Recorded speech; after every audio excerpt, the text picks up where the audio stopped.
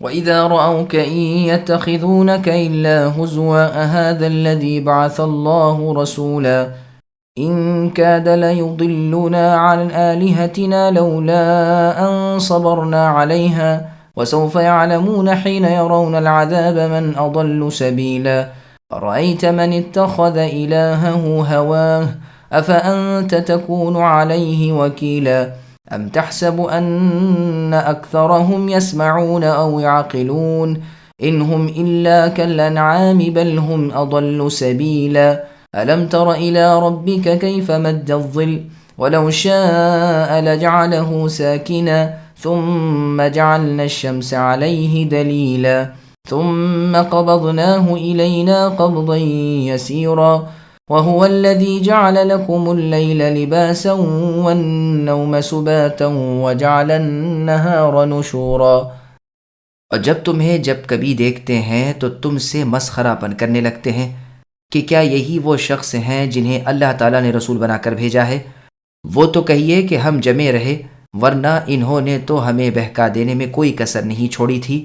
یہ جب عذابوں کو دیکھیں گے تو انہیں صاف معلوم ہو جائے گا کہ پوری طرح راہ سے بھٹکا ہوا کون تھا۔ کیا آپ نے اسے بھی دیکھا جو اپنی خواہش نفس کو اپنے معبود بنائے ہوئے ہے؟ کیا آپ اس کے ذمہ دار ہو سکتے ہیں؟ کیا آپ اسی خیال میں ہیں کہ ان میں کے اکثر سنتے یا سمجھتے ہیں؟ وہ تو نرے چوپایوں جیسے ہیں، بلکہ ان سے بھی زیادہ بھٹکے ہوئے۔ کیا آپ نے نہیں دیکھا کہ آپ کے رب نے سائے کو کس طرح پھیلا دیا ہے؟ اگر اللہ چاہتے تو اسے ٹھہرا ہوا ہی کر دیتے۔ پھر ہم نے آفتاب کو اس کا رہنما بنایا، پھر ہم نے اسے سہج سہج اپنی طرف کھینچ لیا۔ وہی ہے جس نے رات کو تمہارے لیے پردہ بنایا اور نیند راحت بنائی اور دن کو اٹھ کھڑے ہونے کا وقت۔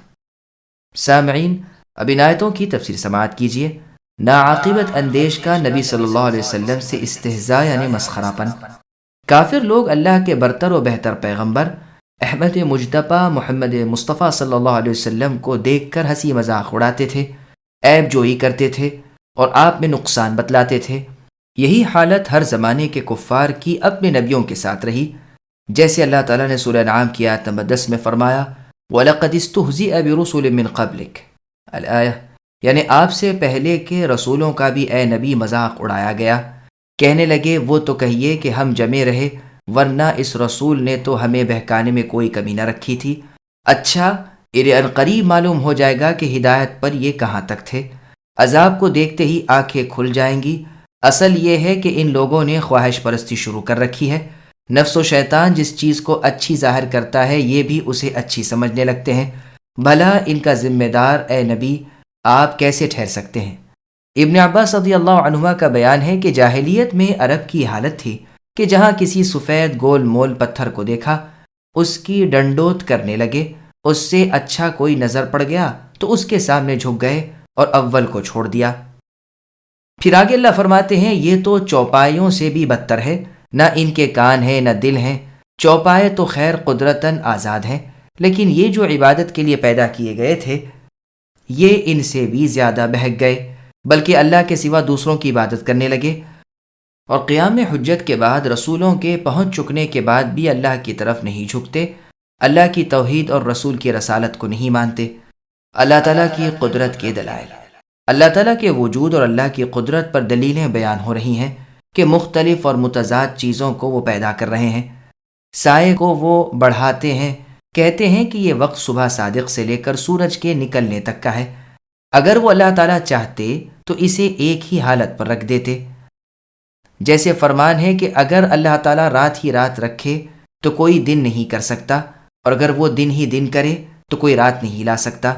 اگر سورج نہ نکلتا تو سائے کا حال ہی معلوم نہ ہوتا۔ ہر چیز اپنی ضد سے پہچانی جاتی ہے، یعنی اپنے اپوزٹ سے۔ سائے کے پیچھے دھوپ، دھوپ کے پیچھے سایہ، یہ بھی اللہ تعالیٰ کا زبردست انتظام ہے۔ پھر سہج سہج ہم اسے یعنی سائے کو یا سورج کو اپنی طرف سمیٹ لیتے ہیں، ایک گھٹتا جاتا ہے دوسرا بڑھتا جاتا ہے، تو اور یہ انقلاب سرعت سے ہوتا جاتا ہے۔ کوئی جگہ سایہ دار باقی نہیں رہتی، صرف گھروں کے چھپروں کے اور درختوں کے نیچے سایہ رہ جاتا ہے، اور ان کے بھی اوپر دھوپ کھلی ہوئی ہوتی ہے۔ آہستہ آہستہ تھوڑا تھوڑا کر کے ہم اسے اپنی طرف سمیٹ لیتے ہیں۔ اللہ ہی نے رات کو تمہارے لیے لباس بنایا ہے کہ وہ تمہارے وجود پر چھا جاتی ہے اور اسے ڈھانپ لیتی ہے، جیسے فرمان ہے، قسم ہے رات کی جب کہ ڈھانپ لے۔ اللہ ہی نے نیند کو سبب راحت و سکون بنایا ہے کہ اس وقت حرکت موقوف ہو جاتی ہے اور دن بھر کے کام کاج سے جو تھکن چڑھ گئی تھی وہ اس آرام سے اتر جاتی ہے اور بدن کو اور روح کو راحت حاصل ہو جاتی ہے۔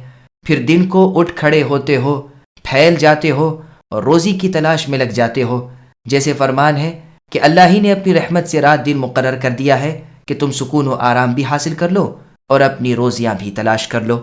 وهو الذي أرسل الرياح بشرا بين يدي رحمته وأنزلنا من السماء ماء طهورا لنحيي به بلدة ميتا ونسقيه مما خلقنا أنعاما وأناسيا كثيرا وَلَقَدْ صَرَّفْنَاهُ بَيْنَهُمْ لِيَذَّكَّرُوا فَأَبَى أَكْثَرُ النَّاسِ إِلَّا كُفُورًا۔ اور وہ اللہ ہی تو ہے جو باران رحمت سے پہلے خوشخبری دینے والی ہواؤں کو بھیجتے ہیں اور ہم آسمان سے پاک پانی برساتے ہیں تاکہ اس کے ذریعے سے مردہ شہر کو زندہ کر دیں، اور اسے ہم اپنی مخلوقات میں سے بہت سے چوپایوں اور انسانوں کو پلاتے ہیں۔ بے شک ہم نے اسے ان کے درمیان طرح طرح سے بیان کیا تاکہ وہ نصیحت حاصل کریں، مگر پھر بھی اکثر لوگوں نے سوائے ناشکری کے مانا نہیں۔ سامعین، اب ان آیتوں کی تفصیل سماعت کیجیے۔ بارش اللہ تعالیٰ کا بہت بڑا انعام ہے۔ اللہ تعالیٰ اپنی ایک اور قدرت بیان فرما رہے ہیں کہ وہ بارش سے پہلے بارش کی خوشخبری دینے والی ہوائیں چلاتے ہیں۔ ان ہواؤں میں رب نے بہت سے خواص رکھے ہیں۔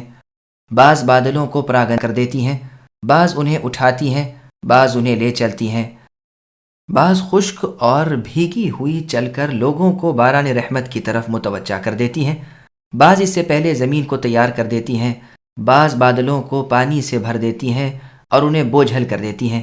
آسمان سے ہم پاک صاف پانی برساتے ہیں کہ وہ پاکیزگی کا آلہ بنے۔ یہاں آیت میں لفظ طہور ایسا ہی ہے جیسا سحور اور وجور وغیرہ۔ بعض نے کہا ہے کہ یہ فعول معنی میں فاعل کے ہے، یا یہ مبالغے کے لیے مبنی ہے، یا متعدی کے لیے۔ یہ سب اقوال لغت اور حکم کے اعتبار سے مشکل ہیں، پوری تفصیل کے لائق مقام نہیں، واللہ اعلم۔ ثابت بنانی رحمہ اللہ کا بیان ہے کہ میں ابو العالی رحمہ اللہ کے ساتھ بارش کے زمانے میں نکلا۔ بصرے کے راستے اس وقت بڑے گندے ہو رہے تھے۔ آپ نے ایسے راستے پر نماز ادا کی، میں نے آپ کو توجہ دلائی تو آپ نے فرمایا اسے آسمان کے پاک پانی نے پاک کر دیا۔ اللہ تعالیٰ فرماتے ہیں کہ ہم آسمان سے پاک پانی برساتے ہیں۔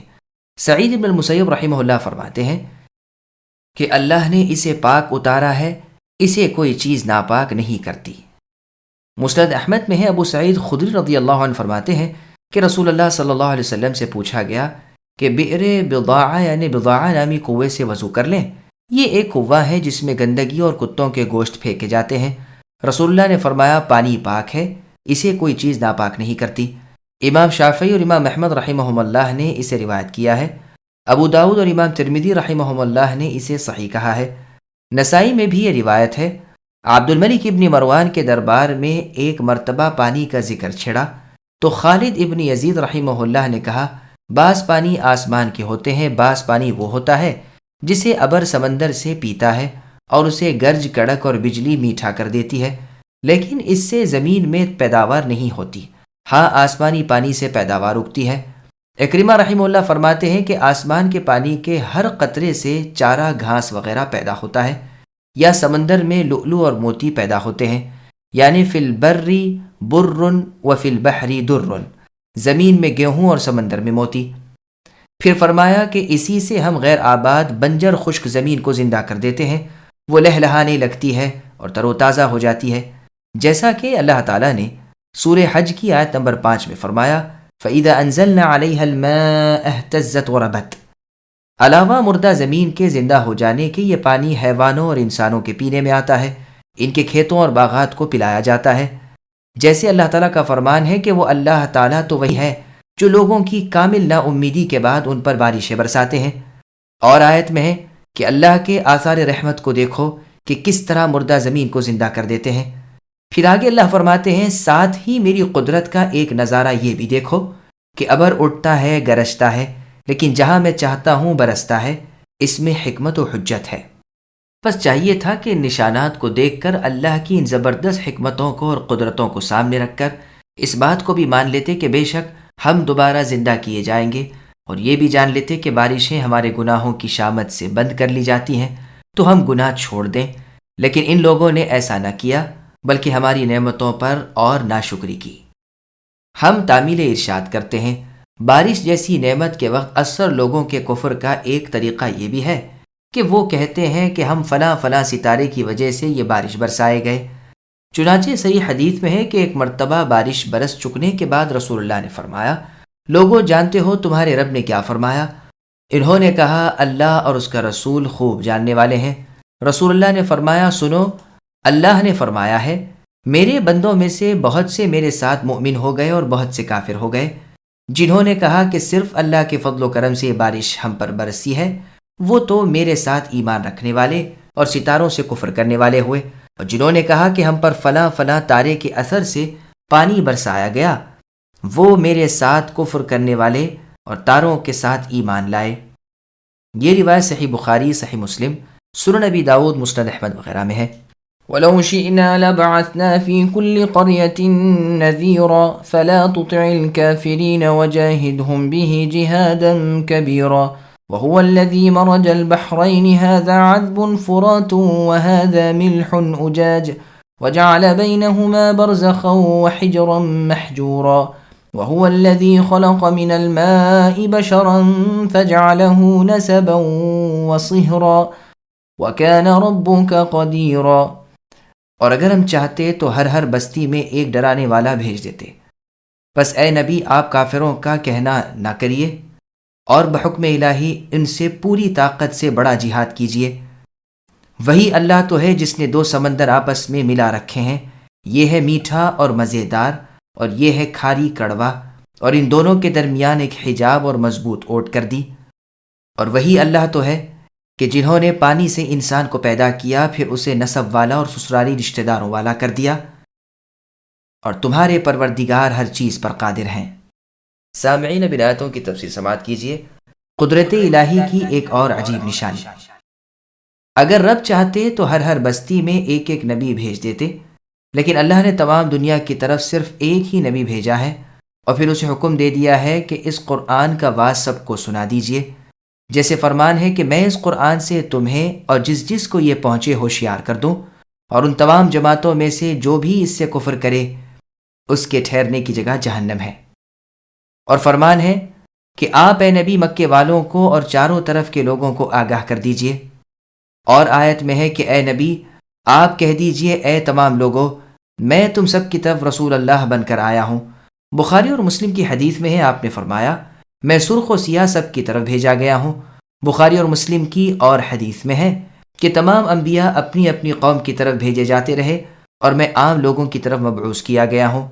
پھر آگے اللہ نے فرمایا، کافروں کا کہنا اے نبی نہ مانیے، اور اس قرآن کے ساتھ ان سے بہت بڑا جہاد کیجیے۔ جیسا کہ اللہ تعالیٰ نے سورہ تحریم کی آیت نمبر 9 میں فرمایا، یا ایھا النبی جاہد الکفار والمنافقین الآیہ، یعنی اے نبی کافروں سے اور منافقوں سے جہاد کرتے رہیے۔ اسی رب نے پانی کو 2 طرح کا کر دیا ہے، میٹھا اور کھاری۔ نہروں، چشموں اور کنووں کا پانی عموماً شیرین، میٹھا، صاف اور خوش ذائقہ ہوتا ہے۔ بعض ٹھہرے ہوئے سمندروں کا پانی کھاری اور بدمزہ ہوتا ہے۔ اللہ تعالیٰ کی اس نعمت پر بھی شکر کرنا چاہیے کہ اللہ نے میٹھے پانی کی چاروں طرف ریل پیل کر دی کہ لوگوں کو نہانے دھونے اور اپنے کھیت اور باغات کو پانی دینے میں آسانی رہے۔ مشرقوں اور مغربوں میں محیط سمندر کھاری پانی کے اللہ نے بہا دیے، جو ٹھہرے ہوئے ہیں، ادھر ادھر بہتے نہیں لیکن موجیں مار رہے ہیں، تلاطم پیدا کر رہے ہیں، بعض میں مد و زجر ہے۔ ہر مہینے کی ابتدائی تاریخوں میں تو ان میں زیادتی اور بہاؤ ہوتا ہے، پھر چاند کے گھٹنے کے ساتھ وہ گھٹتا جاتا ہے، یہاں تک کہ آخر میں اپنی حالت پر آ جاتا ہے۔ پھر جہاں چاند چڑھا یہ بھی چڑھنے لگا، 14 تاریخ تک برابر چاند کے ساتھ چڑھتا رہا، پھر اترنا شروع ہوا۔ ان تمام سمندروں کو اللہ ہی نے پیدا کیا ہے اور پوری اور زبردست قدرت والے ہیں۔ کھاری اور گرم پانی گو پینے کے کام نہیں آتا، لیکن ہواؤں کو صاف کر دیتا ہے، جس سے انسانی زندگی ہلاکت میں نہ پڑے۔ اس میں جو جانور مر جاتے ہیں ان کی بدبو دنیا والوں کو ستا نہیں سکتی، اور کھاری پانی کے سبب سے اس کی ہوا صحت بخش اور اس کا مزہ پاک طیب ہوتا ہے۔ چنانچہ سنن نبی داؤد میں ہے کہ رسول اللہ صلی اللہ علیہ وسلم سے جب سمندر کے پانی کی نسبت سوال ہوا کہ کیا ہم اس سے وضو کر لیں، تو رسول اللہ نے فرمایا اس کا یعنی سمندر کا پانی پاک ہے، اور اس کا مردہ حلال ہے یعنی مچھلی۔ امام مالک، شافعی اور اہل السنن رحمۃ اللہ علیہم نے اسے روایت کیا ہے، اور اسناد بھی اس کی صحیح ہے۔ پھر اللہ تعالیٰ کی اس قدرت کو بھی دیکھو کہ محض اپنی طاقت سے اور اپنے حکم سے ایک کو دوسرے سے جدا رکھا ہے، نہ کھاری میٹھے میں مل سکے نہ میٹھا کھاری میں مل سکے۔ جیسے اللہ تعالیٰ نے سورہ رحمان کی آیت نمبر 19 اور 20 میں فرمایا مرج البحرین یلتقیان بینہما برزخ لا یبغیان، اللہ نے دونوں سمندر جاری کر دیے کہ دونوں مل جائیں، اور ان دونوں کے درمیان ایک حجاب قائم کر دیا ہے کہ حد سے نہ بڑھیں۔ پھر تم اپنے رب کی کس نعمت کے انکاری ہو؟ اور آیت میں ہے کون ہے وہ جس نے زمین کو جائے قرار بنایا اور اس میں جگہ جگہ دریا جاری کر دیے، اس پر پہاڑ قائم کر دیے اور دو سمندروں کے درمیان اوٹ کر دی؟ کیا اللہ کے ساتھ کوئی اور معبود بھی ہے؟ بات یہ ہے کہ ان مشرکین کے اکثر لوگ بے علم ہیں۔ اللہ نے انسان کو ضعیف نطفے سے پیدا کیا ہے، یعنی منی کے قطرے سے، پھر اسے ٹھیک ٹھاک اور برابر بنایا ہے، اور اچھی پیدائش میں پیدا کر کے پھر اسے مرد یا عورت بنایا، پھر اس کے لیے نسب کے رشتہ دار بنا دیے، پھر کچھ مدت بعد سسرالی رشتے قائم کر دیے۔ اتنے بڑے قادر اللہ تعالیٰ کی قدرتیں تمہارے آنکھوں کے سامنے ہیں، جن کا تم دن رات ہر آن مشاہدہ کرتے رہتے ہو۔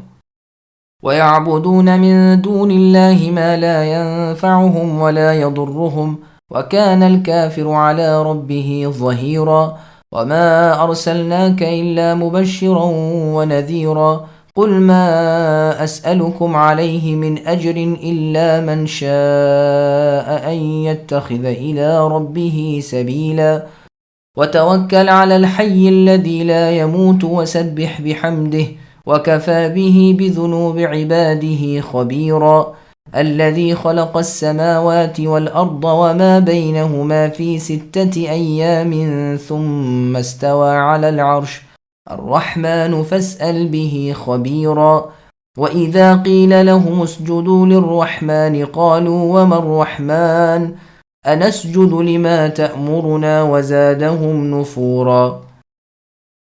اور یہ کافر لوگ اللہ کو چھوڑ کر ان کی عبادت کرتے ہیں جو نہ تو انہیں کوئی نفع دے سکیں نہ کوئی نقصان پہنچا سکیں۔ کافر تو ہے ہی اپنے رب کی طرف پیٹ کرنے والا۔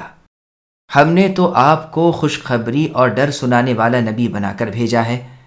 کہہ دیجئے کہ میں قرآن کے پہنچانے پر تم سے کسی بدلے کو نہیں چاہتا، مگر جو شخص اپنے رب کی طرف راہ پکڑنا چاہے، اس ہمیشہ زندہ اللہ پر توکل کیجئے جسے کبھی موت نہیں، اور اللہ ہی کی تعریف بیان کرتے رہیے، وہ اپنے بندوں کے گناہوں سے کافی خبردار ہے۔ وہی ہے جس نے آسمانوں اور زمین اور ان کے درمیان کی سب چیزوں کو 6 دن میں پیدا کر دیا، پھر عرش پر مستوی ہوئے۔ وہ رحمان ہے، بس رحمان کے بارے میں کسی خبردار سے آپ پوچھ لیجئے۔ ان سے جب بھی کہا جاتا ہے کہ رحمان کو سجدہ کرو تو جواب دیتے ہیں رحمان ہے کیا؟ کیا ہم اسے سجدہ کریں جس کا تم اے محمد ہمیں حکم دے دو؟ ان کافروں کا تو صرف بدکنا ہی بڑھتا ہے۔ سامعین، اب ان آیتوں کی تفسیر سماعت کیجیے۔ اللہ تعالیٰ پر ہی توکل کرنا چاہیے۔ مشرکوں کی جہالت بیان ہو رہی ہے کہ وہ بت پرستی کرتے ہیں اور بلا دلیل و حجت ان کی پوجا کرتے ہیں، جو نہ نفع کے مالک نہ نقصان کے، صرف باپ دادوں کی دیکھا دیکھی نفسانی خواہشات سے ان کی محبت و عظمت دل میں جمائے ہوئے ہیں، اور اللہ تعالیٰ اور رسول صلی اللہ علیہ وسلم سے دشمنی اور مخالفت رکھتے ہیں، شیطانی لشکر میں شامل ہو گئے ہیں اور رحمانی لشکر کے مخالف ہو گئے ہیں۔ لیکن یاد رکھیں کہ انجام کا غلبہ اللہ والوں کو ہی ہوگا۔ یہ اس امید میں ہے کہ یہ معبودان باطل ان کی امداد کریں گے، حالانکہ محض غلط ہے۔ یہ خواہ مخواہ ان کی طرف سے سینہ سپر ہو رہے ہیں۔ انجام کار مؤمنوں کے ہی ہاتھ رہے گا۔ دنیا و آخرت میں ان کے پروردگار اللہ تعالیٰ ان کی امداد کریں گے۔ ان کفار کو تو شیطان صرف اللہ کی مخالفت پر ابھار دیتا ہے اور کچھ نہیں۔ سچے اللہ کی عداوت ان کے دل میں ڈال دیتا ہے، شرک کی محبت بٹھا دیتا ہے، یہ اللہ کے احکام سے پیٹ پھیر لیتے ہیں۔ پھر اللہ تعالیٰ رسول اللہ صلی اللہ علیہ وسلم سے خطاب کر کے فرماتے ہیں کہ ہم نے آپ کو اے نبی مؤمنوں کو خوشخبری سنانے والا اور کفار کو ڈرانے والا بنا کر بھیجا ہے۔ اطاعت گزاروں کو جنت کی بشارت دیجیے اور نافرمانوں کو جہنم کے عذابوں سے مطلع فرما دیجیے۔ لوگوں میں عام طور پر اعلان کر دیجیے کہ میں اپنی تبلیغ کا بدلہ، اپنے واعظ کا معاوضہ تم سے نہیں چاہتا۔ میرا ارادہ اس سے سوائے اللہ تعالیٰ کی رضامندی کی تلاش کے اور کچھ بھی نہیں۔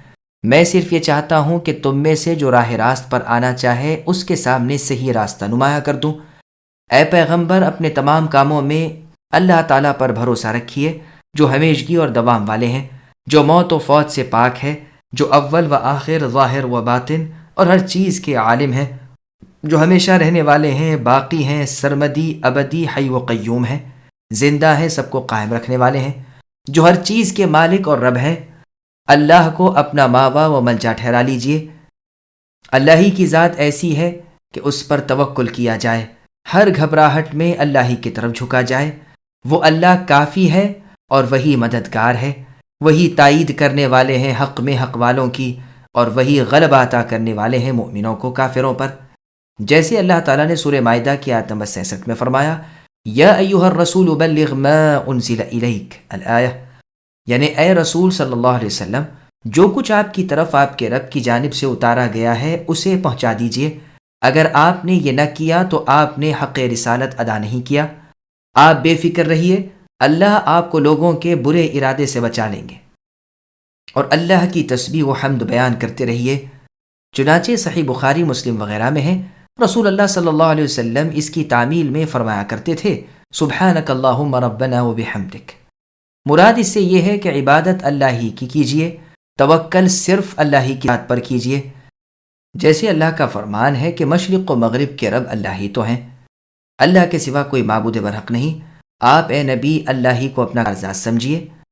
اور سورہ ہود کی آیت نمبر 123 میں اللہ نے فرمایا، فَاعْبُدْهُ وَتَوَكَّلْ عَلَيْهِ، کہ اے نبی اللہ ہی کی عبادت کیجیے اور اللہ ہی پر بھروسہ رکھیے۔ اور آیت میں ہے کہ اے نبی اعلان کر دیجیے کہ اسی رحمان کے ہم بندے ہیں اور اسی پر ہمارا کامل بھروسہ ہے۔ اس پر بندوں کے کرتوت ظاہر ہیں، کوئی ذرہ اللہ سے پوشیدہ نہیں، کوئی بھید کی بات بھی اللہ سے چھپی ہوئی نہیں۔ وہی اللہ تو ہے کہ تمام چیزوں کے خالق، مالک اور قابض ہیں، وہی ہر جاندار کے روزی رساں ہیں۔ اللہ ہی نے اپنی قدرت و عظمت سے آسمان و زمین جیسی زبردست مخلوق کو 6 دن میں پیدا کر دیا ہے، پھر عرش پر قرار پکڑے ہیں۔ کاموں کی تدبیروں کا انجام اللہ ہی کی طرف سے ہے اور اللہ ہی کے حکم و تدبیر کا مرہون ہے۔ اللہ کا فیصلہ سچا اور اچھا ہی ہوتا ہے۔ جو ذات باری تعالیٰ کا عالم ہو، جو صفات الہی سے آگاہ ہو، اے نبی آپ اس سے اللہ کی شان دریافت کر لیجئے۔ یہ ظاہر ہے کہ اللہ کی ذات کی پوری خبرداری رکھنے والے، اللہ کی ذات سے پورے واقف رسول اللہ صلی اللہ علیہ وسلم ہی تھے، جو دنیا اور آخرت میں تمام اولاد آدم کے علی الاطلاق سردار تھے، جو ایک بات بھی اپنی طرف سے نہیں کہتے تھے، بلکہ جو فرماتے تھے وہ فرمودہ رحمان ہی ہوتا تھا۔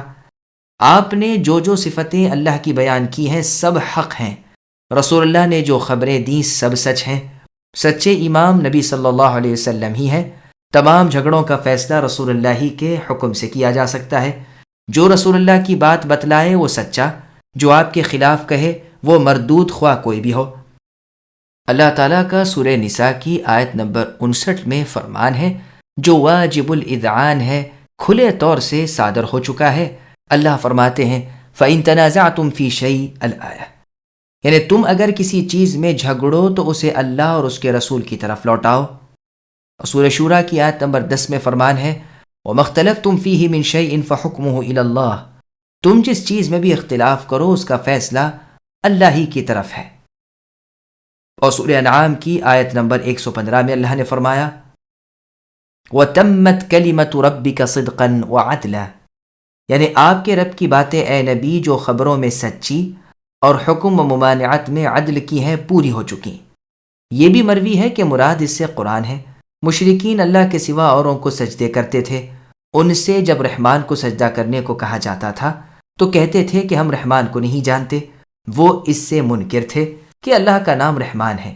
جیسے حدیبیہ والے سال رسول صلی اللہ علیہ وسلم نے صلح نامے کے کاتب سے فرمایا، بسم اللہ الرحمن الرحیم لکھو، تو مشرکین نے کہا نہ ہم رحمان کو جانے نہ رحیم کو، ہمارے رواج کے مطابق بسمک اللہم لکھو۔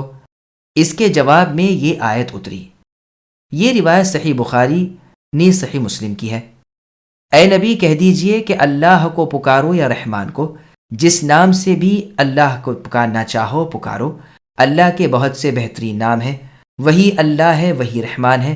بس مشرکین کہتے تھے کہ کیا صرف تمہارے کہنے سے اے محمد ہم ایسا کر لیں؟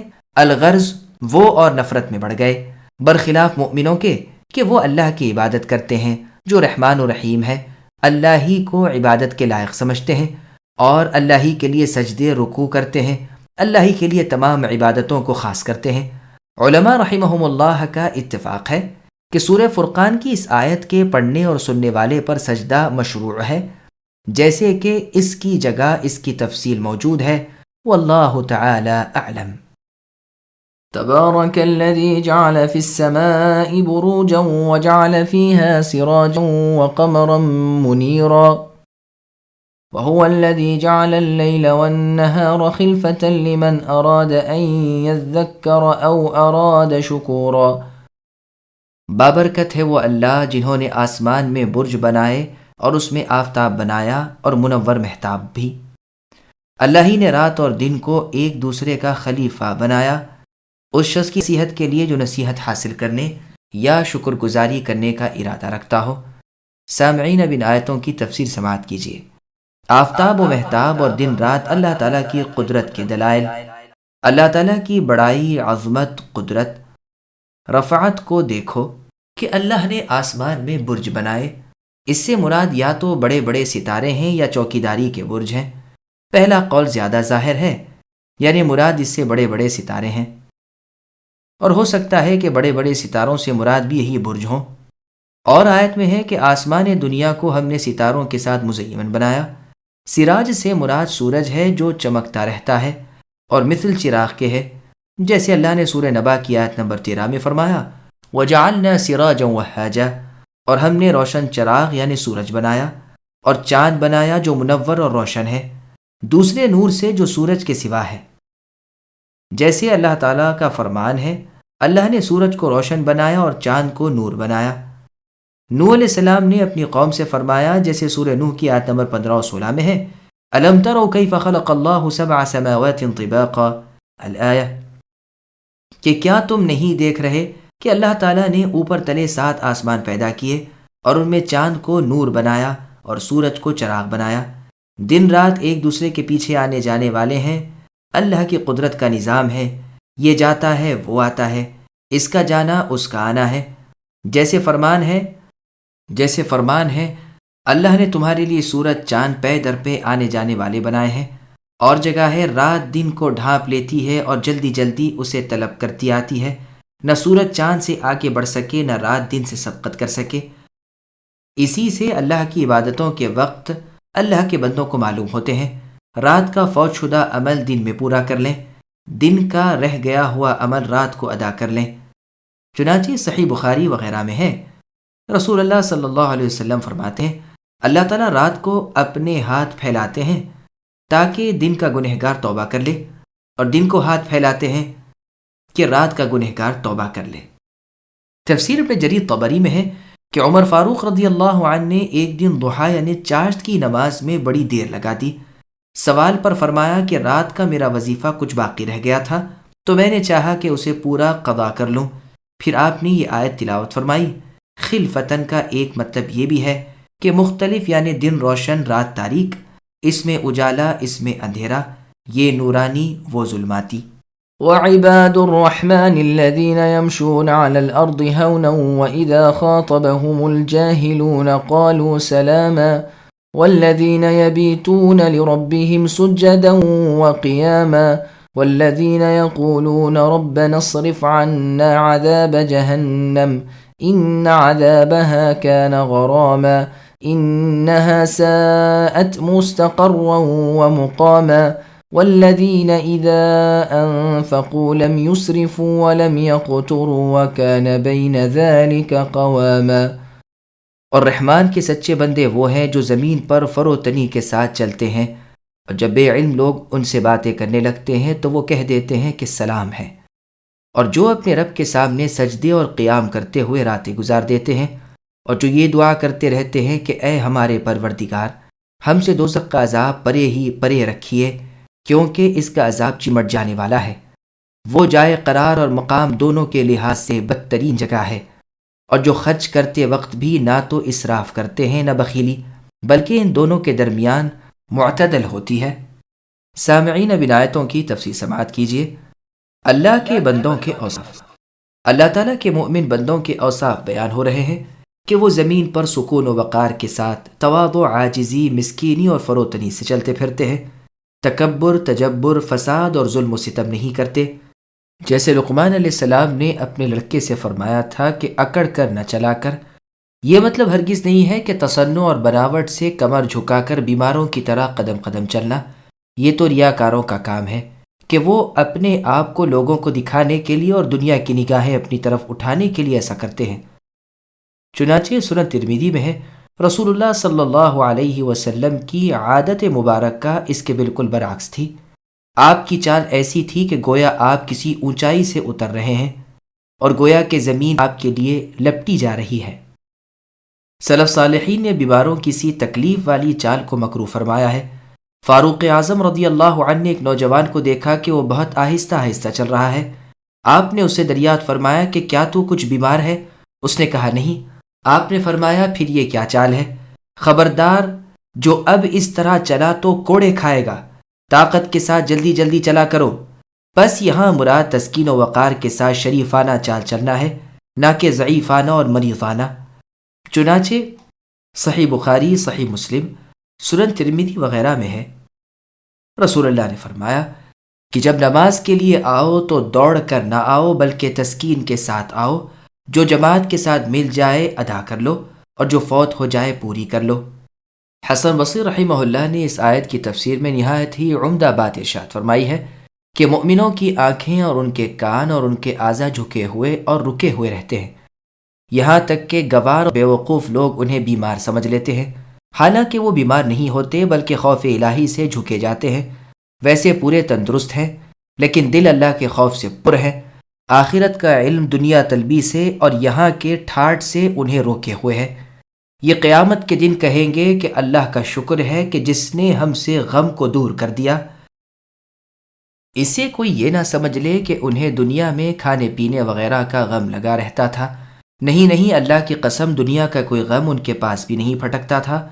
ہاں، انہیں آخرت کا کھٹکا ہر وقت لگا رہتا تھا۔ جنت کے کسی کام کو وہ بھاری نہیں جانتے تھے۔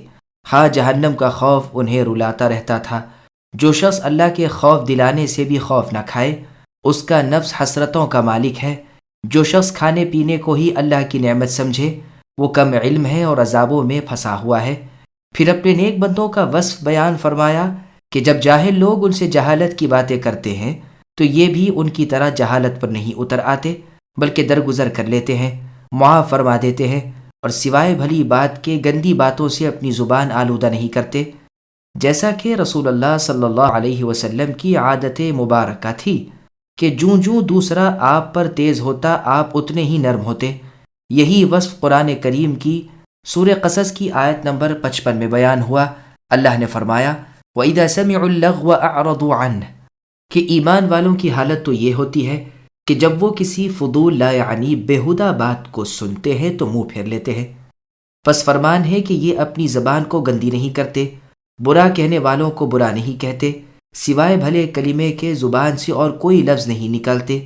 حسن بصری رحمہ اللہ فرماتے ہیں دوسرا ان پر ظلم کرے یہ صلح اور برداشت کرتے ہیں، دن کو اللہ کے بندوں کے ساتھ اس طرح گزارتے ہیں کہ ان کی کڑوی کسیری سن لیتے ہیں، اور رات کو جس حالت میں گزارتے ہیں اس کا بیان اگلی آیت میں ہے۔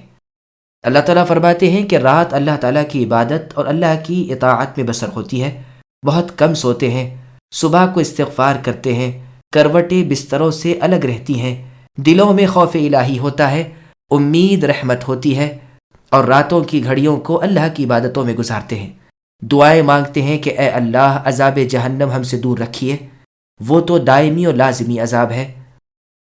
جیسے کہ شاعر نے شان باری تعالیٰ بتائی ہے اِن يُعَذِّبْ يَكُنْ غَرَامًا وَإِن يُعْطِ جَزِيلًا فَإِنَّهُ لَا يُبَالِي، یعنی اللہ کے عذاب بھی سخت اور لازمی اور ابدی، اور اللہ کی عطا اور انعام بھی بے حد ان گنت اور بے حساب۔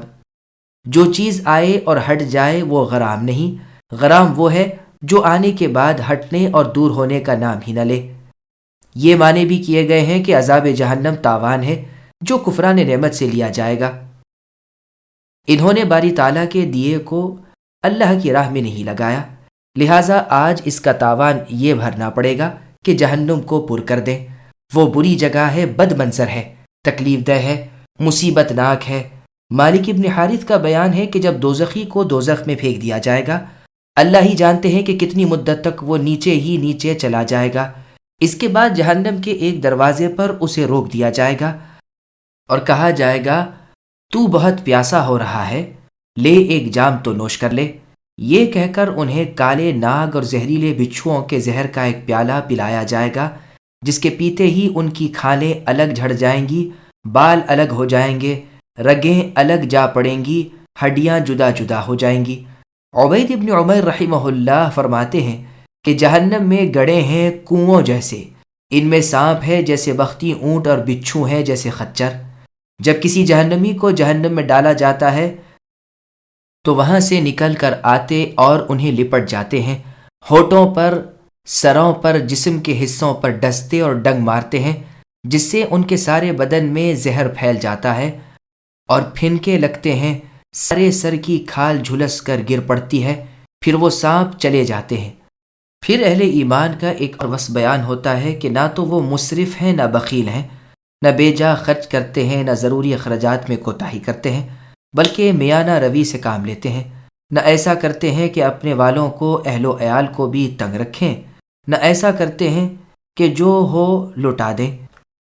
اسی کا حکم رب تعالیٰ نے سورہ اسراء کی آیت نمبر 29 میں دیا، وَلَا تَجْعَلْ يَدَكَ مَغْلُولَةً إِلَىٰ عُنُقِكَ الآیہ، یعنی اے نبی نہ تو اپنے ہاتھ آپ اپنی گردن سے باندھ رکھیے اور نہ انہیں بالکل ہی چھوڑ دیجیے۔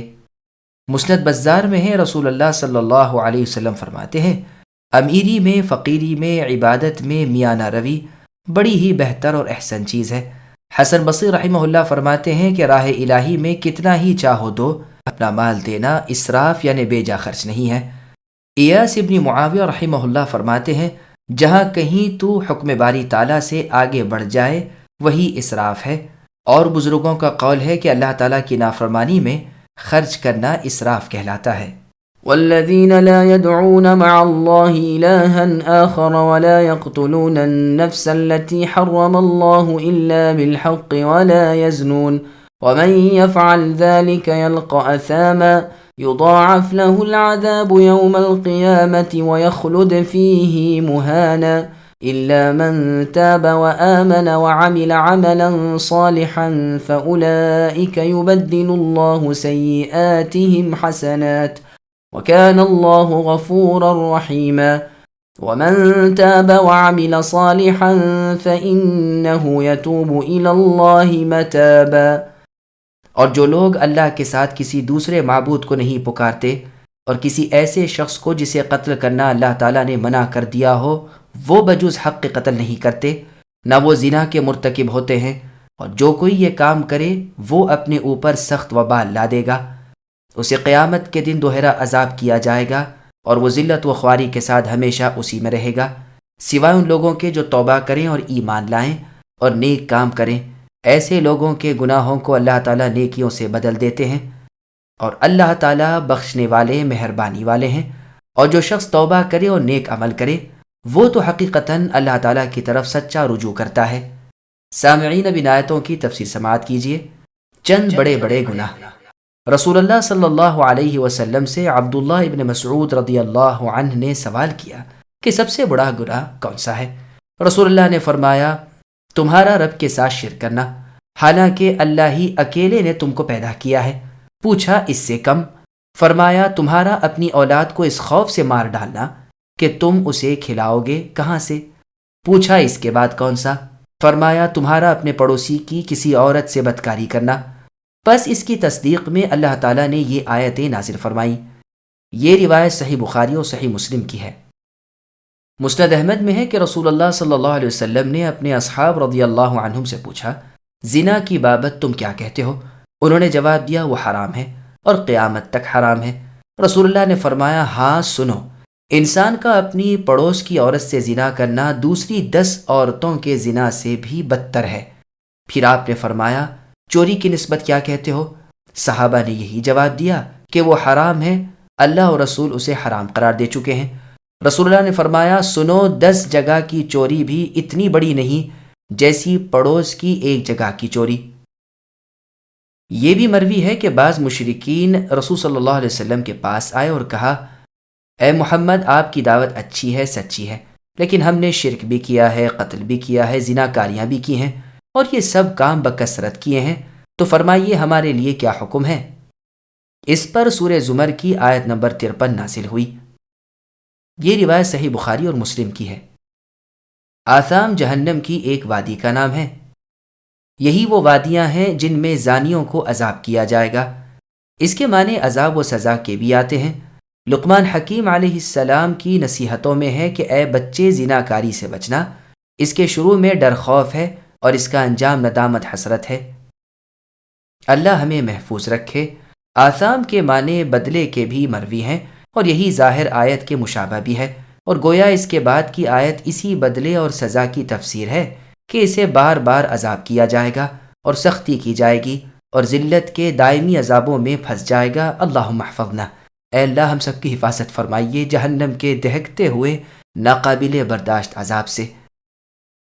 ان کاموں کے کرنے والے کی سزا تو بیان ہو چکی، مگر اس سزا سے وہ بچ جائیں گے جو دنیا ہی میں اس سے توبہ کر لیں، اللہ ان کی توبہ قبول فرمائیں گے۔ اس سے معلوم ہوتا ہے کہ قاتل کی توبہ بھی قبول ہے، جو سورہ نساء کی آیت نمبر 93 وَمَن يَقْتُلْ مُؤْمِنًا مُتَعَمِّدًا میں ہے، وہ اس کے خلاف نہیں۔ گو وہ مدنی آیت ہے لیکن وہ مطلق ہے، تو وہ محمول کی جائے گی ان قاتلوں پر جو اپنے اس فعل سے توبہ نہ کریں، اور یہ آیت ان قاتلوں کے بارے میں ہے جو توبہ کریں۔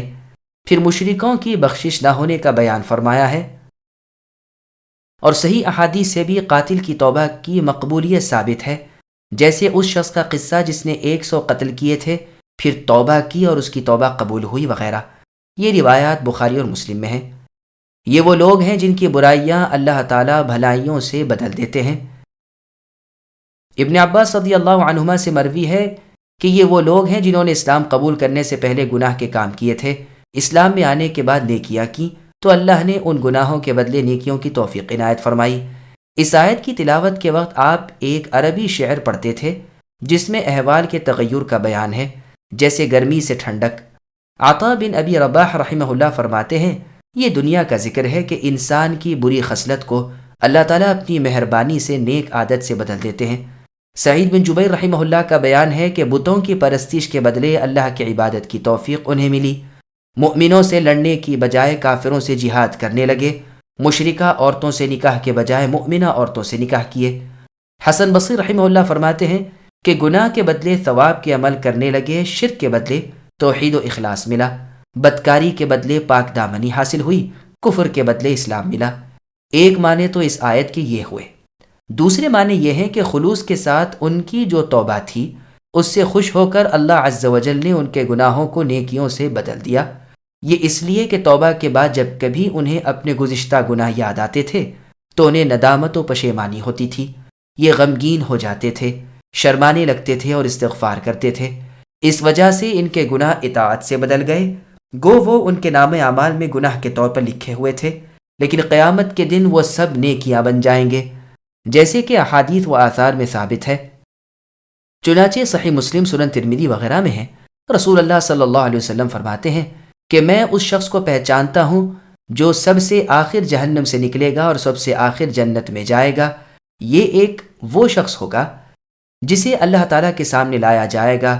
اللہ تعالیٰ فرمائیں گے اس کے بڑے بڑے گناہوں کو چھوڑ کر چھوٹے چھوٹے گناہوں کی نسبت اس سے باز پرس کرو۔ چنانچہ اس سے سوال ہوگا کہ فلاں دن تو نے فلاں کام کیا تھا، فلاں دن فلاں گناہ کیا تھا۔ یہ ایک کا بھی انکار نہ کر سکے گا، اقرار کرے گا۔ آخر میں کہا جائے گا کہ تجھے ہم نے ہر گناہ کے بدلے نیکی دی۔ اب تو اس کی بانچھیں کھل جائیں گی اور کہے گا اے میرے پروردگار، میں نے اور بھی بہت سے اعمال کیے تھے جنہیں یہاں پا نہیں رہا۔ یہ فرما کر رسول اللہ صلی اللہ علیہ وسلم اس قدر ہنسے کہ آپ کے مسوڑے دیکھے جانے لگے۔ سلمان فارسی رضی اللہ عنہ فرماتے ہیں کہ انسان کو قیامت کے دن نام اعمال دیا جائے گا، وہ پڑھنا شروع کرے گا تو اوپر ہی اس کی برائیاں درج ہوں گی، جنہیں پڑھ کر یہ کچھ نا امید سا ہونے لگے گا۔ اسی وقت اس کی نظر نیچے کی طرف پڑے گی تو اپنی نیکیاں لکھی ہوئی پائے گا، جس سے کچھ ڈھارس بندے گی۔ اب دوبارہ اوپر کی طرف دیکھے گا تو وہاں کی برائیوں کو بھی بھلائیوں سے بدلا ہوا پائے گا۔ ابو ہریرہ رضی اللہ عنہ فرماتے ہیں کہ بہت سے لوگ اللہ تعالیٰ کے سامنے آئیں گے جن کے پاس بہت کچھ گناہ ہوں گے۔ پوچھا گیا کہ وہ کون سے لوگ ہوں گے؟ رسول اللہ نے فرمایا وہ جن کی برائیاں اللہ تعالیٰ بھلائیوں سے بدل دیں گے۔ معاذ بن جبل رضی اللہ عنہ فرماتے ہیں کہ جنتی جنت میں 4 قسم کے جائیں گے: متقین یعنی پرہیزگاری کرنے والے، پھر شاکرین یعنی اللہ کا شکر کرنے والے، پھر خائفین یعنی اللہ کا خوف رکھنے والے، پھر اصحاب یمین جن کے دائیں ہاتھ میں نام اعمال ملے ہوں گے۔ پوچھا گیا کہ انہیں اصحاب یمین کیوں کہا جاتا ہے؟ جواب دیا اس لیے کہ انہوں نے نیکیاں بدیاں سب کچھ کی تھیں، ان کے اعمال نامے ان کے داہنے ہاتھ میں ملے، اپنی بدیوں کا ایک ایک حرف پڑھ کر یہ کہنے لگیں گے کہ اے اللہ ہماری نیکیاں کہاں ہیں؟ یہاں تو سب بدیاں لکھی ہوئی ہیں۔ اس وقت اللہ تعالیٰ ان بدیوں کو مٹا دیں گے اور ان کے بدلے نیکیاں لکھ دیں گے۔ انہیں پڑھ کر اکثر یہی ہوں گے۔ علی بن حسین زین العابدین رحمہ اللہ فرماتے ہیں کہ برائیوں کو بھلائیوں سے بدلنا آخرت میں ہوگا۔ مکحول رحمہ اللہ فرماتے ہیں کہ اللہ تعالیٰ ان کے گناہوں کو بخشیں گے اور انہیں نیکیوں میں بدل دیں گے۔ مکحول رحمہ اللہ نے ایک مرتبہ حدیث بیان کی کہ ایک بہت بوڑھے ضعیف آدمی جن کی بھویں آنکھوں پر آ گئی تھیں، رسول اللہ صلی اللہ علیہ وسلم کی خدمت میں حاضر ہوئے اور عرض کرنے لگے کہ اللہ کے رسول، میں ایک ایسا شخص ہوں جس نے کوئی غداری، کوئی گناہ، کوئی بدکاری باقی نہیں چھوڑی۔ میرے گناہ اس قدر بڑھ گئے ہیں کہ اگر تمام انسانوں پر تقسیم ہو جائیں تو سب کے سب اللہ کے غضب میں گرفتار ہو جائیں۔ کیا میری بخشش کی بھی کوئی صورت ہے؟ کیا میری توبہ بھی قبول ہو سکتی ہے کہ تم مسلمان ہو جاؤ؟ اس نے کلمہ پڑھ لیا کہ اشہد ان لا الہ الا اللہ وحدہ لا شریک لہ، میں گواہی دیتا ہوں کہ اللہ کے سوا کوئی معبود برحق نہیں، وہ اکیلے ہیں، ان کا کوئی شریک نہیں۔ واشہد ان محمدا عبدہ ورسولہ، اور اس بات کی گواہی دیتا ہوں کہ محمد اللہ کے بندے اور اللہ کے بھیجے ہوئے رسول ہیں۔ تو رسول اللہ نے فرمایا کہ گناہ، بدکاریاں سب کچھ معاف فرما دیں گے، بلکہ جب تک تم اس پر قائم رہو گے اللہ تعالیٰ تمہاری برائیاں بھلائیوں سے بدل دیں گے۔ انہوں نے پھر پوچھا اللہ کے رسول میرے چھوٹے بڑے گناہ سب صاف ہو جائیں گے؟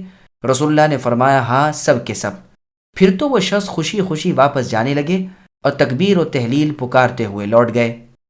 پھر آگے اللہ فرماتے ہیں اور اپنے عام لطف و کرم، فضل و رحم کی خبر اللہ تعالیٰ دیتے ہیں کہ جو بھی اللہ تعالیٰ کی طرف جھکے اور اپنی سیاہ کاریوں پر نادم ہو کر توبہ کرے، اللہ تعالیٰ اس کی سنتے ہیں، قبول فرماتے ہیں اور اسے بخش دیتے ہیں، جیسے اللہ تعالیٰ نے سورہ نساء کی آیت نمبر 100 وَمَن يَعْمَلْ سُوءًا أَوْ يَظْلِمْ نَفْسَهُ الآیہ، کہ جو برا عمل کرے یا اپنی جان پر ظلم کرے پھر اللہ تعالیٰ سے استغفار کرے، وہ اللہ تعالیٰ کو غفور و رحیم پائے گا۔ اور سورہ توبہ کی آیت نمبر 104 میں فرمایا أَلَمْ يَعْلَمُوا أَنَّ اللَّهَ هُوَ يَقْبَلُ التَّوْبَةَ، کیا انہیں یہ بھی معلوم نہیں کہ اللہ تعالیٰ توبہ کا قبول کرنے والے؟ اور سورہ زمر کی آیت نمبر 53 میں فرمایا قُلْ يَا عِبَادِيَ الَّذِينَ أَسْرَفُوا عَلَىٰ أَنفُسِهِمْ، یعنی میرے ان بندوں سے اے نبی جو گنہگار ہیں کہہ دیجئے کہ وہ میری رحمت سے نا امید نہ ہو، یعنی توبہ کرنے والے محروم نہیں۔ والذين لا يشهدون الزور وإذا مروا باللغو مروا كراما والذين إذا ذكروا بآيات ربهم لم يخروا عليها صما وعميانا والذين يقولون ربنا هب لنا من أزواجنا وذرياتنا قرة أعين واجعلنا للمتقين إماما، اور جو لوگ جھوٹی گواہی نہیں دیتے اور جب کسی لغویت پر ان کا گزر ہوتا ہے تو بزرگانہ طور پر گزر جاتے ہیں، اور جب انہیں ان کے رب کے کلام کی آیتیں سنائی جاتی ہیں تو وہ اندھے بہرے ہو کر ان پر نہیں گرتے اور یہ دعا کرتے رہتے ہیں کہ اے ہمارے پروردگار، آپ ہمیں ہماری بیویوں اور اولادوں سے آنکھوں کی ٹھنڈک عطا فرمائیے اور ہمیں پرہیزگاروں کا پیشوا بنائیے۔ سامعین، اب آیتوں کی تفسیر سماعت کیجیے۔ نیک لوگوں کی مزید چند نشانیاں۔ عباد الرحمن یعنی اللہ تعالیٰ جو مہربان ہیں، اللہ تعالیٰ کے نیک بندوں کے اوصاف بیان ہو رہے ہیں کہ وہ جھوٹی گواہی نہیں دیتے، یعنی شرک نہیں کرتے، بت پرستی، قبر پرستی سے بچتے ہیں، جھوٹ نہیں بولتے، فسق و فجور نہیں کرتے، کفر سے الگ تھلگ رہتے ہیں، لغو اور باطل کاموں سے پرہیز کرتے ہیں، گانا اور اسی طرح سر، تال اور میوزک نہیں سنتے، مشرکوں کی عیدیں نہیں مناتے، خیانت نہیں کرتے، بری مجلسوں میں نشست نہیں رکھتے، شرابیں نہیں پیتے، شراب خانوں میں نہیں جاتے، اس کی رغبت نہیں کرتے۔ سنن ترمذی کی حدیث میں بھی ہے، رسول اللہ نے فرمایا کہ سچے مؤمن کو چاہیے کہ اس دسترخوان پر نہ بیٹھے جس پر دور شراب چل رہا ہو، اور یہ بھی مطلب ہے کہ جھوٹی گواہی نہیں دیتے۔ صحیحین نے سنن ترمذی میں رسول اللہ صلی اللہ علیہ وسلم کا فرمان ہے، کیا میں تمہیں سب سے بڑا گناہ بتا دوں؟ 3 دفعہ یہی فرمایا۔ صحابہ رضی اللہ عنہم نے کہا، ہاں اے اللہ کے رسول۔ رسول اللہ نے فرمایا، اللہ تعالیٰ کے ساتھ شرک کرنا، ماں باپ کی نافرمانی کرنا۔ اس وقت تک رسول اللہ تکیہ لگائے بیٹھے ہوئے تھے، اب اس سے الگ ہو کر فرمانے لگے، جھوٹی بات کہنا، سنو اور جھوٹی گواہی دینا۔ اسے بار بار فرماتے رہے، یہاں تک کہ ہم اپنے دل میں کہنے لگے کہ کاش رسول اللہ صلی اللہ علیہ وسلم اب خاموش ہو جاتے۔ زیادہ ظاہر لفظوں سے تو یہ ہے کہ وہ جھوٹ کے پاس نہیں جاتے، اسی لیے آگے بیان ہوا کہ اگر اتفاقاً گزر ہو جائے تو وہ اس سے کوئی دلچسپی نہیں لیتے، منہ پھیرے مڑ جاتے ہیں۔ ایک مرتبہ عبداللہ بن مسعود رضی اللہ عنہ کسی کھیل کے پاس سے گزرے تو منہ پھیرے ہوئے بغیر رکے چلے گئے، اللہ تعالیٰ کے نزدیک کریم ہو گئے۔ اللہ تعالیٰ کے ان بزرگ بندوں کا ایک وصف یہ بھی ہے کہ قرآن کی آیتیں سن کر ان کے دل دہل جاتے ہیں، ان کے ایمان اور توکل یعنی اللہ پر بھروسہ کرنے کی صفت اور بڑھ جاتی ہے، بخلاف کفار کے کہ ان پر اللہ تعالیٰ کے کلام کا اثر نہیں ہوتا، وہ اپنی بدعمالیوں سے باز نہیں رہتے، نہ اپنا کفر چھوڑتے، نہ سرکشی طغیانی اور جہالت و ضلالت سے باز آتے ہیں۔ ایمان والوں کے ایمان بڑھ جاتے ہیں اور بیمار دل والوں کی گندگی ابھر آتی ہے، بس کافر اللہ تعالیٰ کی آیتوں سے بہرے اور اندھے ہو جاتے ہیں۔ ان مؤمنوں کی حالت ان کے برعکس ہے، نہ یہ حق سے بہرے ہیں نہ حق سے اندھے ہیں، سنتے ہیں، سمجھتے ہیں، نفع حاصل کرتے ہیں، اپنی اصلاح یعنی درستگی کرتے ہیں۔ ایسے بہت سے لوگ ہیں جو پڑھتے تو ہیں لیکن اندھا پن بہرا پن نہیں چھوڑتے۔ شعبی رحمہ اللہ سے سوال ہوا کہ ایک شخص آتا ہے اور وہ دوسروں کو سجدے میں پاتا ہے لیکن اسے نہیں معلوم کہ کس آیت کو پڑھ کر سجدہ کیا ہے، تو کیا وہ بھی ان کے ساتھ سجدہ کرے؟ تو شعبی رحمہ اللہ نے یہی آیت پڑھی، یعنی سجدہ نہ کرے، اس لیے کہ اس نے نہ سجدے کی آیت پڑھی، نہ سنی، نہ سوچی۔ تو مؤمن کو کوئی کام اندھا دھند نہ کرنا چاہیے، جب تک اس کے سامنے کسی چیز کی حقیقت نہ ہو اسے شامل نہ ہونا چاہیے۔ پھر ان بزرگ بندوں کی ایک دعا بیان ہوتی ہے کہ وہ اللہ تعالیٰ سے طلب کرتے ہیں کہ ان کی اولادیں بھی ان کی طرح رب کی فرما بردار، عبادت گزار، موحد اور مشرک نہ ہو، تاکہ دنیا میں بھی اس نیک اولاد سے ان کا دل ٹھنڈا رہے اور آخرت میں بھی یہ انہیں اچھی حالت میں دیکھ کر خوش ہوں۔ اس دعا سے ان کی غرض خوبصورتی اور جمال کی نہیں بلکہ نیکی اور اچھے اخلاق کی ہے۔ مسلمان کی سچی خوشی اسی میں ہے کہ وہ اپنے اہل و عیال کو، دوست احباب کو اللہ تعالیٰ کا فرما بردار دیکھے، وہ ظالم نہ ہو، بدکار نہ ہو، سچے مسلمان ہو۔ مقداد کو دیکھ کر ایک صاحب فرمانے لگے، یہ صحابی ہیں، ان آنکھوں کو مبارکباد ہو جنہوں نے اللہ کے پیغمبر محمد صلی اللہ علیہ وسلم کی زیارت کی ہے، کاش کہ ہم بھی رسول اللہ کو دیکھتے اور آپ کی طرح فیض صحبت حاصل کرتے۔ اس پر مقداد رضی اللہ عنہ ناراض ہوئے تو نفیر کہتے ہیں، مجھے تعجب ہوا کہ اس بات میں تو کوئی برائی نہیں، پھر یہ خفا کیوں ہو رہے ہیں؟ اتنے میں مقداد رضی اللہ عنہ نے فرمایا، لوگوں کو کیا ہو گیا ہے کہ اس چیز کی آرزو کرتے ہیں جو اللہ نے انہیں نہیں دی۔ اللہ تعالیٰ ہی کو علم ہے کہ یہ اگر اس وقت ہوتے یعنی رسول اللہ صلی اللہ علیہ وسلم کے زمانے میں تو ان کا کیا حال ہوتا۔ اللہ کی قسم وہ لوگ بھی تو رسول اللہ کے زمانے میں تھے جنہوں نے نہ آپ کی تصدیق کی نہ تابع داری کی اور اوندھے منہ کفر اور شرک پر اڑے رہنے کی وجہ سے جہنم میں گئے۔ تم اللہ تعالیٰ کا یہ احسان نہیں مانتے کہ اللہ تعالیٰ نے تمہیں اسلام میں اور مسلمان گھروں میں پیدا کیا؟ پیدا ہوتے ہی تمہارے کانوں میں اللہ تعالیٰ کی توحید اور محمد صلی اللہ علیہ وسلم کی رسالت پڑی اور ان بلاؤں سے تم بچا لیے گئے جو تم سے اگلے لوگوں پر آئی تھی۔ رسول اللہ صلی اللہ علیہ وسلم تو ایسے زمانے میں مبعوث ہوئے تھے جس وقت دنیا کی اندھیر نگری اپنی انتہا پر تھی، اس وقت دنیا والوں کے نزدیک بت پرستی سے بہتر کوئی مذہب نہ تھا۔ رسول اللہ فرقان لے کر آئے، حق و باطل میں تمیز کی، باپ بیٹے جدا ہو گئے، مسلمان اپنے باپ دادوں، بیٹوں پوتوں، دوست احباب کو کفر پر دیکھتے، ان سے انہیں کوئی محبت پیار نہیں ہوتا تھا، بلکہ کھڑتے تھے کہ یہ جہنمی ہے۔ اسی لیے ان کی دعائیں ہوتی تھیں کہ ہمیں ہماری اولادوں اور بیویوں سے آنکھوں کی ٹھنڈک اے اللہ عطا فرمائیے، کیونکہ کفار کو دیکھ کر ان کی آنکھیں ٹھنڈی نہیں ہوتی تھیں۔ یہ روایت مسند احمد میں ہے۔ اس دعا کا آخر میں یہ بھی ہے کہ ہمیں اے اللہ لوگوں کا رہبر بنا دیجئے کہ ہم انہیں نیکی کی تعلیم دیں، لوگ بھلائی میں ہماری اقتدا کریں، ہماری اولاد ہماری راہ چلے تاکہ ثواب بڑھ جائے اور ان کی نیکیوں کا باعث بھی ہم بن جائیں۔ چنانچہ صحیح مسلم، سنن نبی داؤد، سنن ترمذی، مسند احمد وغیرہ میں ہے، رسول اللہ صلی اللہ علیہ وسلم فرماتے ہیں کہ انسان کے مرتے ہی اس کے اعمال ختم ہو جاتے ہیں مگر 3 چیزیں: نیک اولاد جو اس کے لیے دعا کرے، یا علم جس سے اس کے بعد نفع اٹھایا جائے، یا صدقہ جاریہ۔ أولئك يجزون الغرفة بما صبروا ويلقون فيها تحية وسلاما خالدين فيها حسنت مستقرا ومقاما قل ما يعبأ بكم ربي لولا دعاؤكم فقد كذبتم فسوف يكون لزاما۔ یہی وہ لوگ ہیں جنہیں ان کے صبر کے بدلے جنت کے بلند بالا خانے دیے جائیں گے، جہاں انہیں دعا سلام پہنچایا جائے گا، اس میں یہ ہمیشہ رہیں گے، وہ بہت ہی اچھی جگہ اور عمدہ مقام ہے۔ اے نبی کہہ دیجئے، اگر تمہاری دعا التجا نہ ہوتی تو میرے پروردگار یعنی اللہ تعالیٰ تو تمہاری مطلق پرواہ نہ کرتے۔ تم تو جھٹلا چکے، اب ان قریب اس کی سزا تمہیں چمٹ جانے والی ہوگی۔ سامعین، اب آیتوں کی تفسیر سماعت کیجیے۔ یہ پاک باز گروہ جنتی ہے۔ مومنوں کی پاک صفتیں، ان کے بھلے اقوال، عمدہ افعال بیان فرما کر ان کا بدلہ بیان ہو رہا ہے کہ انہیں جنت ملے گی جو بلند تر جگہ ہے، اس وجہ سے کہ یہ ان اوصاف پر جمے رہے۔ وہاں ان کی عزت ہوگی، اکرام ہوگا، ادب تعظیم ہوگی، احترام اور توقیر ہوگی۔ ان کے لیے سلامتی ہے، ان پر سلامتی ہے۔ ہر دروازے جنت سے فرشتے حاضر خدمت ہوتے ہیں اور سلام کر کے کہتے ہیں کہ تمہارا انجام بہتر ہو گیا کیونکہ تم صبر کرنے والے تھے۔ یہ وہاں ہمیشہ رہیں گے، نہ نکلیں نہ نکالے جائیں، نہ نعمتیں کم ہوں نہ راحتیں فنا ہوں۔ یہ خوش بخت ہیں، جنتوں میں ہمیشہ رہیں گے۔